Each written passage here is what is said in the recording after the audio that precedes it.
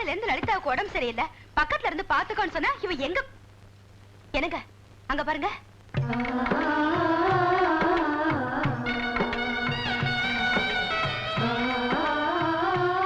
என்னம்மா மொட்டை அடிச்சுட்டு வந்திருக்க? தங்கச்சிக்கு குணமாகணும்னு கடவுள் கிட்ட வேண்டிட்டு மொட்டை அடிச்சுட்டு வந்தேன். அடி பைத்தியம், சாதாரண ஜுரத்துக்கு போய் யாராவது மொட்டை அடிச்சுக்குவாங்களா? இல்லம்மா, தங்கச்சி எப்பவும் சொல்லிச்சுக்கிட்டே இருக்கணும், தங்கச்சி வேதனைப்படக்கூடாது.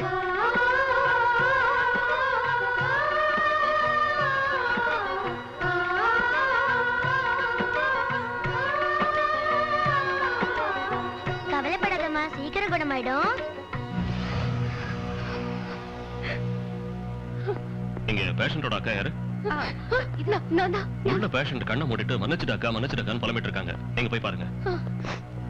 வெயிட், எல்லாரும் ஒட்டுமொத்தமா உள்ள போனா எப்படி? பேஷண்ட்டுக்கு இன்னும் சரியாகவே இல்ல. அக்கா மட்டும் போய் பார்த்தா போதும். நீங்க எல்லாரும் உட்காருங்க. நீ போயிட்டு வா மீனாட்சி.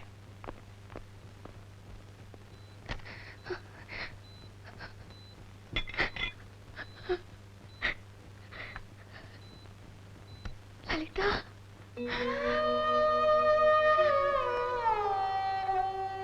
என்ன மன்னிச்சிருக்கா? என்னடி இது பைத்தியக்காரத்தனம்? எதுக்கு இப்படி அவசரப்பட்டுட்ட? நீ போயிட்டா நான் இருப்பேனா? நீ இல்லாம நான் எப்படி வாழ்வேன்? நீ என்ன கேட்டுட்ட? என் வாழ்க்கையை தியாகம் பண்ணவா சொன்ன? அதுல ஒரு பாகத்தை தானே கேட்ட. ஏதோ என் புருஷன் மேல இருந்த அன்புல நான் அன்னைக்கு கோவப்பட்டுட்டேன். அதுக்காக இப்படியா செய்வேன்? ஏமா என்ன அப்படி அழுதுட்டு இருக்க? இத பாரு, என்ன ஆனாலும் நானே என் புருஷனுக்கு உன்னை கல்யாணம் பண்ணி வைக்கிறேன். சரியா? என்ன உன்னை சமாதானப்படுத்துறதுக்காக போய் சொல்ல நினைக்கிறியா? என் மேல இல்ல, உன் மேல சத்தியமா சொல்றேன். நானே உன்னை என் புருஷனுக்கு கல்யாணம் பண்ணி வைக்கிறேன். நாம 2 பேரும் ஒரே வீட்டுல சந்தோஷமா வாழலாம். சரியா?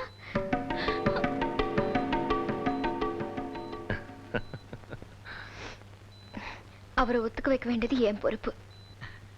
லலிதா என்ன பேசிட்டு இருக்கா? உனக்கு கேட்கலையா? என்ன கேட்கல. எனக்கு மட்டும் எப்படி கேட்கும்? அக்கா, நீ எதுக்கும் பயப்படாம இரு. இனிமே இந்த மீனாட்சி நடத்த போற டிராமாவை பாரு.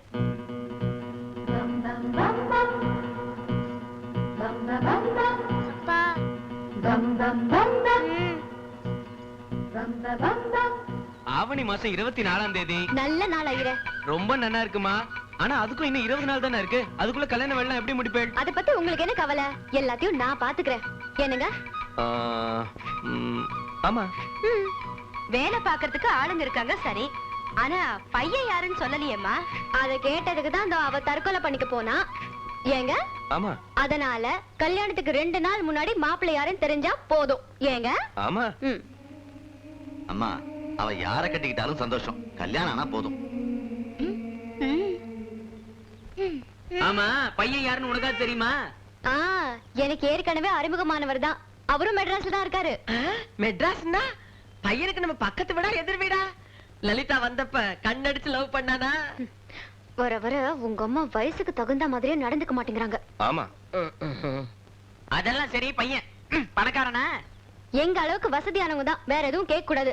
நீங்க எல்லாரும் கல்யாணத்துக்கு 1 வாரம் முன்னாடி மெட்ராஸ்க்கு வந்தா போதும். மத்ததெல்லாம் நான் பாத்துக்கிறேன். ஏங்க? ஆமா. என்ன மாப்ள, எதை கேட்டாலும் ஆமாமன்றீங்க? என்ன பண்றது? இந்த காலத்து பொண்ணுங்க எதுக்கு எடுத்தாலும் விஷம் குடிக்கிறாளுங்க. இல்லப்பா? ஆமா. மாமா பனியனும் டிரைவரும் கேட்டல. அங்கே நில்லு. சொல்றேன்னு என்ன தப்பா நினைச்சுக்காத. நீ இனிமே இந்த வீட்டுக்கு எதுவும் வாங்கிட்டு வரக்கூடாது. எதுக்கு? எதுக்குன்னா சும்மா என்ன குறுக்க எங்க லலிதாவுக்கு அடுத்த மாசம் கல்யாணம். அதுக்கும் இதுக்கும் என்ன சம்பந்தம்? உனக்கு எதுவும் புரியாது. லலிதா கல்யாணம் செஞ்சுக்க போறது இவனை இல்ல. கரெக்டா? ஆமா. மாப்பிள்ளை மெட்ராஸ்ல தான் இருக்கா. கரெக்டா? ஆமா. நாளைக்கு இவன் கல்யாணத்தை பார்த்து ஷாக் ஆகுறத விட இப்போல இருந்த வேதனையை தாங்கிக்கிறது பெட்டர். கரெக்டா? ஆமா. புரிஞ்சுது. நான் உடனே மெட்ராஸ் கிளம்பணும். ஆமா. அங்க போற வரைக்கும் மாப்பிள்ளை யாருன்னு எனக்கு கூட சொல்ல மாட்டேன். ஆமா. சரி, கிளம்பலாம். வா. சாரி ராஜா. ஒரு நிமிஷம். அட்லீஸ்ட் கல்யாண பத்திரிக்கையாவது மறக்காம அனுப்பி வைங்க. இத்தனை நாளா லலிதா கல்யாணத்தை கனவுல தான் பார்த்துட்டு இருந்தேன். இனிமையாவது கண்ணால பாக்குறேன் ப்ளீஸ். ம். என்னங்க என்ன? ரெடியா? ரெடி. ஆர்த்தி எடுத்துக்கோங்க. இன்னையில இருந்து நான் ஆரம்பிக்கிற சுப காரியம் வெற்றி அடையணும். நான் நினைச்சதெல்லாம் ஈஸியா நடக்கணும்னு வேண்டிக்கோங்க. அப்ப நான் நினைச்சது? நீங்க என்ன நினைச்சீங்க? வேற என்ன, ஹீரோ யாருன்னு தெரிஞ்சுக்க நினைச்சேன். வேற யாரு? நீங்க தான். ஏன் ஹீரோ நீங்க தானே? அட கடவுளே, இந்த பொண்ணுங்க மனசுல ஒண்ணு வச்சுக்கிட்டு வெளியில வேற ஒண்ணு சொல்லிக்கிட்டு இருப்பாங்க. என்ன காப்பாத்துப்பா. Wow, hall is beautiful. Yes sir, இந்த ஹால் கெபாசிட்டி எவ்வளவு? 1000 பேர் உட்காரலாம் சார். ஏன் மீனாட்சி, நம்ம சொந்தக்காரங்க மொத்தமும் சேர்த்து 700 பேர் இருப்பாங்க. பையன் சைடுல எவ்வளவு பேர் இருப்பாங்க? அவர் மட்டும் தான். அப்படின்னா அவருக்கு ஃப்ரெண்ட்ஸ் ரிலேஷன்ஸ் யாரும் இல்லையா? நம்ம சொந்தக்காரங்க தான் அவங்க சொந்தக்காரங்க, நம்ம ஃப்ரெண்ட்ஸ் தான் அவங்க ஃப்ரெண்ட்ஸ். பையன் யாருன்னு எனக்கு தெரிஞ்சு போச்சு. யாரு? நம்ம குடும்பத்திலேயே ஒருத்தர். கரெக்டா? கரெக்ட். எல்லாம் கரெக்டா இருக்கு. இதே மாதிரி பிரிண்ட் பண்ணு. என்ன கரெக்டா இருக்கு? அதுல மாப்பிள்ளையோட பேரே இல்லையே. ப்ரூஃப் முதல்ல தயாராவட்டாங்க, கடைசியில பேரை போட்டுக்கலாம். கடைசி வரைக்கும் ஏன் நிறுத்தணும்? அது நான் அவரை கேட்கணும்ல. அப்படின்னா பையன் கிட்ட இது வரைக்கும் கேட்கவே இல்லையா? அது அவருடைய அப்பா பேர் எனக்கு தெரியல, அது நான் கேட்டு தெரிஞ்சுக்கணும்ல. ஓஹோ, அப்பன் பேரு தெரியாது. சரி, பையன் பேராவது ஒழுங்கா தெரியுமா? மஃபத்லால். அப்படின்னா ஒரு மார்வாடியா? துணி பேருங்க.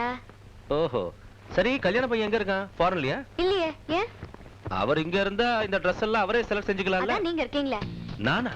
ஆமா, அவர் கூட உங்க ஹைட், உங்க வெயிட், உங்க கலர், அதான் சொன்னேன். ஓ, பையன் எப்படிப்பட்டவன்? தங்கம். என்னம்மா? தங்கம். தங்கத்துல தாலி கொடுங்கன்னு சொன்னேன். சரிம்மா. காது செவிடுன்னு நினைக்கிறேன். என்ன சார், நான் செவிடா? அட, உங்களை சொல்லலங்க, இவ்வளவு சொன்ன. என்ன சொன்னாலும் காதுல வாங்க மாட்டேங்கிறா. எப்ப கேட்கணுமோ அப்ப கேக்குறேன். ஓகே, சரி சரி. வேற என்ன கல்யாண வேலை இருக்கு? சின்னையா லிஸ்ட் கொடு. இந்தாங்க. அந்த லிஸ்ட் பார்த்து எவ்வளவு ஆகும்னு சொல்லுங்க, அட்வான்ஸ் கொடுக்குறேன். சரிங்கம்மா. அதுக்கப்புறம் மேலக்காரன் எவ்வளவு? 900 ரூபாய் கொடுங்கம்மா. இப்ப வாங்கிக்கோ, அதெல்லாம் அப்புறம் பாத்துக்கலாம். கொடுங்க. என்னங்க எண்ணி பாத்துக்கோங்க. கரெக்டா இருக்கான்னு பாத்துக்கோ. அம்மா, மிளகா பொடி எங்க? தெரியாது. சரி, நெய் எங்க? தெரியாது. சரி, நெய்யே இல்லாம சாப்பிடுறேன். ஆமா, இன்னைக்கு வெள்ளிக்கிழமை இல்ல? தெரியாது. அட, வெள்ளிக்கிழமை பொங்கல் வைப்பியேன்னு கேட்டேன், ஏன் செய்யல? தெரியாது. அட, எது கேட்டாலும் கோடீஸ்வரி ப்ரோகிராம் மாதிரி தெரியாது தெரியாது தெரியாதுன்னு ஒரே பதில். ஏன் லைஃப் லைன் வேணுமா? உன் லைஃபே உனக்கு தெரியாத லைன்ல போய்கிட்டு இருக்கு. என் மேல கோவம் எதுக்கு? பேசாம நான் சொல்ற மாதிரி செய்யுங்க. சரிடா, இப்ப நான் உன்கிட்ட ஒண்ணு கேக்குறேன், பதில் சொல்றியா? ஓஹோ, இப்ப நீ குஷ்புவா? சரி கேளு. கல்யாணம் என்னமோ ஓ மச்சினிக்கு. பையனோட ஊர் எது? தெரியாது. பேர் என்ன? தெரியாது. பையன் எங்க வேலை பாக்குறான்? தெரியாது. அட்லீஸ்ட் மாப்பிள்ளையாவது யாருன்னு தெரியுமா? தெரியாது. இப்ப நீ கூட தான் எதுக்கெடுத்தாலும் தெரியாது தெரியாதுங்கிற. நான் யார் மேல கோவப்படுறது? இது பாருங்க புரோகிதரே, கல்யாணத்துக்கு ஒரு வாரம் முன்னாடி தான் எல்லா விவரமும் சொல்ல முடியும். காதுல விழுந்துதா?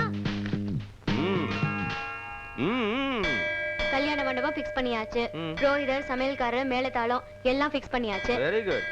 நாளைக்கு மாப்பிள்ளை பேர் அடிச்சு பத்திரிக்கை எல்லாம் கூட வந்துரும். ஓஹோ, அவங்க அப்பா பேர் தெரிஞ்சிச்சா? நாளைக்கு ஊர்ல இருந்து அப்பா அம்மா கூட வராங்க.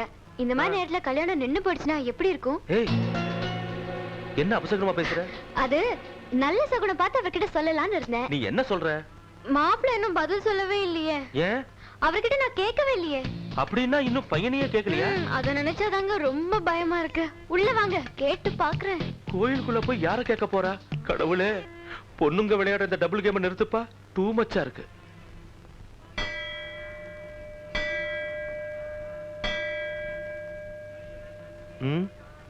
கடவுளை பாரு. கடவுளை தான் பாத்துட்டு இருக்கேன். நீங்க தான் என் கடவுள். ஓஹோ, கணவனே கண்கண்ட தெய்வமா?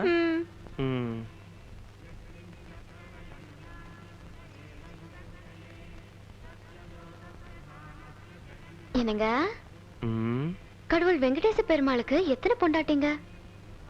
2 பேரு. கடவுள் சுப்பிரமணிய சுவாமிக்கு 2 பேரு. அவங்க அண்ணன் விநாயகருக்கு 2 பேரு.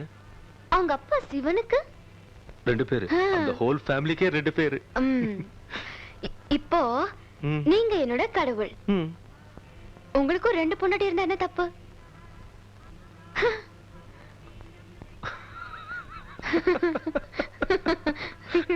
இங்க பாரு, கடவுளுக்கு 2 பொண்டாட்டி இருக்கலாம், ஆனா 2 பொண்டாட்டி உள்ளவங்க எல்லாரும் கடவுள் இல்ல.